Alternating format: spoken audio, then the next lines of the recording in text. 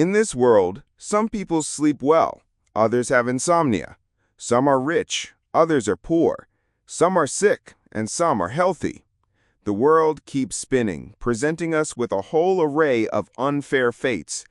However, destiny always has a certain fairness that everyone must face and experience: loneliness and death. Humans are either not born, or if they are born, they will surely die. And in the process from life to death, loneliness is our constant companion. And truly, no one wants to walk alone in an endless, desolate field. But in the end, everyone must be stripped bare and stand alone. All of us are, essentially, lonely islands. Hey everyone, a warm welcome back to Step Forward, the channel for personal development through great books. This week, I want to share a message called "A Strong Inner Self Begins with Enjoying Solitude," inspired by the classic work 100 Years of Solitude by the world-renowned Colombian author Gabriel García Márquez, a Nobel laureate whose win was undisputed. 100 Years of Solitude is hailed as a masterpiece that recreates the historical and social canvas of Latin America. It's said that if you could only have one book on your shelf, it should be 100 Years of Solitude. The work describes the legendary story of 7 generations of the Buendia family, along with the century-long ups and downs of Macondo, a small town on the Caribbean coast.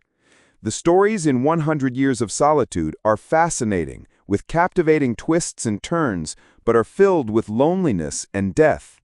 In this world, the struggle between man, fate, and loneliness carries deep philosophical meanings that make the reader reflect. The Buendia family seems to be cursed.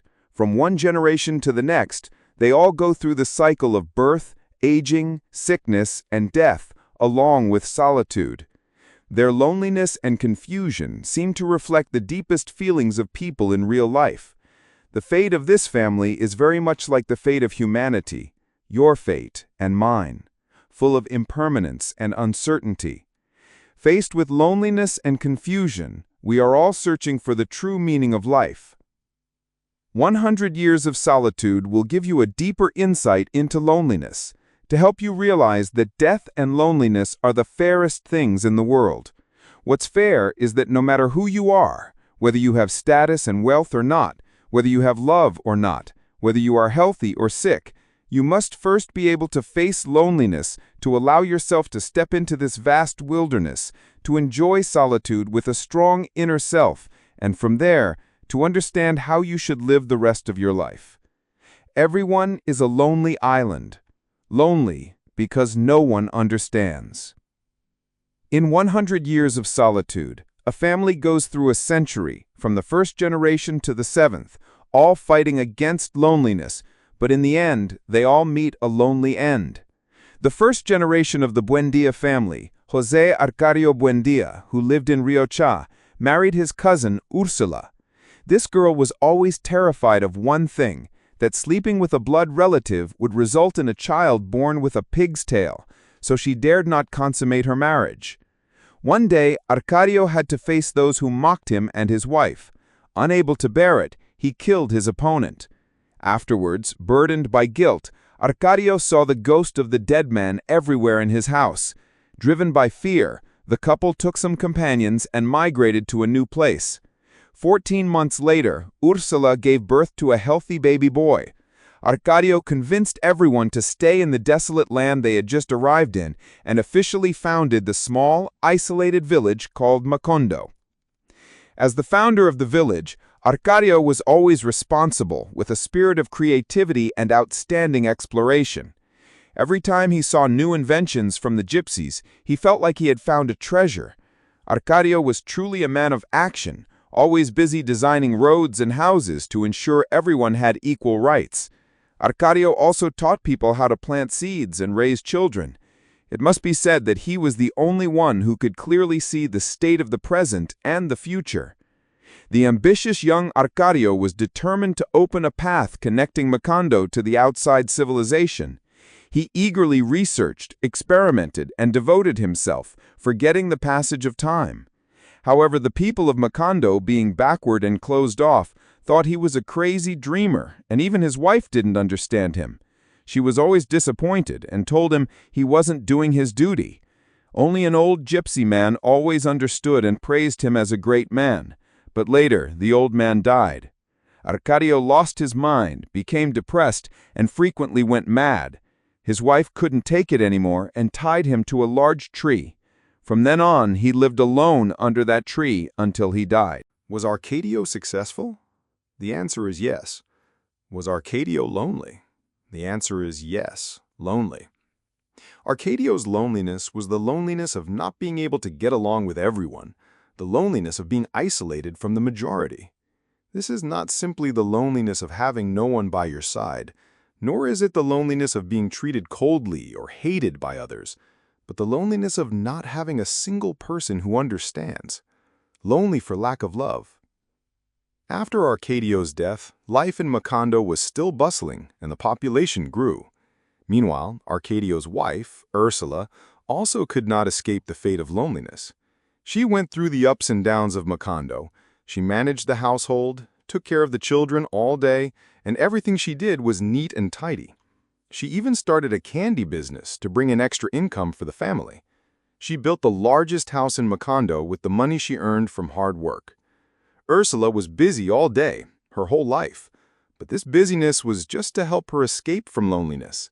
She dedicated her entire life to her family, but did not receive the love of her husband and grandchildren.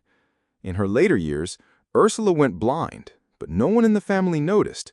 She was forgotten by her family in her room. Her children and grandchildren left to pursue their own lives. In the end, she died helpless and lonely. The love she received from generations of her descendants was incredibly faint. As a character who runs through the entire book, she showed herself to be a woman living in a family devoid of love. And just like her, in our real lives, many people are repeating this loneliness of lovelessness throughout their lives. The truth is, if you have someone in your heart, you won't be lonely. If your inner self is full of love, you won't be lonely either. Loneliness comes when you feel a void inside. But perhaps you don't lack someone to love you, you lack the ability to love. That was the loneliness that Ursula experienced, the loneliness of most of the Buendia family, which in the end engulfed them all. The more you want to escape loneliness, the more you are swallowed by it. Next up is the second generation. Of the two sons of Arcadio and Ursula, Aureliano was certainly the one with the most glorious life, but also the loneliest. After losing the only person he could confide in, Aureliano could no longer find solace to fill his loneliness. He once again vented his sorrow by focusing on his experiments, making small golden fish and staying busy in his workshop from morning to night. Aureliano, urgent to escape the darkness of solitude, saw the war as a lifeline. At first, he couldn't even tell the factions apart. A few months later, he was leading a group of compatriots, rising up and starting his military career. Over the next 20 years, Aureliano launched 32 armed uprisings, survived 14 assassination attempts, and 73 ambushes. Aureliano was promoted to commander-in-chief, with all power in his hands. However, the emptiness that came from the pinnacle of power, the numbness from loveless affairs, brought him the bone-chilling cold of loneliness. In reality, many people are like Aureliano. When they are lonely, they start endlessly seeking comfort to drive away the emptiness inside, relentlessly pursuing power, fame, material wealth, the feeling of being loved, and so on, to be able to drown out the loneliness. But it is this very act of wanting to quickly break free from loneliness that creates the greatest loneliness. Life is inherently lonely. Loneliness is an innate destiny, a normal state of life. The more you try to escape loneliness, the deeper you fall into the quagmire of suffering. A strong inner self begins with savoring solitude. When Aureliano stood on the pedestal of glory, surrounded by soldiers, respected by the people, and seen as a great hero, only he himself understood the feeling of loneliness that had stripped his soul, a terrifying emptiness. Loneliness can never be filled, and each person can only find their own moments of happiness in its cracks. Aureliano decided to make peace with the cage that had bound him for most of his life, and decided to live the life he truly wanted. He freed the colonel, took off his uniform, and returned to his family. He stayed in his workshop every day without leaving the house, making small golden fish day after day, and achieved an unprecedented peace in his focus. After a seemingly glorious life, Aureliano returned to his starting point. Loneliness still clung to him throughout his journey, from childhood to adulthood, from the foundry to the battlefield. But this time, he calmly accepted his loneliness, learning to be at peace when he was alone. He enjoyed the undisturbed peace. The coldness and turmoil in his heart gradually dissipated. In the end, he lived out and ended the rest of his life in peace. If you see loneliness as a fear to chase after external things to fill it, then loneliness will eventually be like a fierce beast that devours you. But if you see loneliness as a pure land, separate from the noise of the world, to have an absolute tranquility of the soul, where you can return to yourself, focus on yourself, and the things that make you lose track of time, then your heart will be filled with true peace and serenity. When you learn to withdraw from the relentless pursuit of life, to enjoy being alone, to stop resisting loneliness, you can settle your heart, find your own rhythm, and finally experience the true richness and peace of your destiny. Finally, a few words for us to reflect on. So why are people becoming more and more lonely? It might be because we always think we are lacking. The more we lack, the more we desire. Lacking love, we want to be loved. Lacking material things, we want money, power, and fame.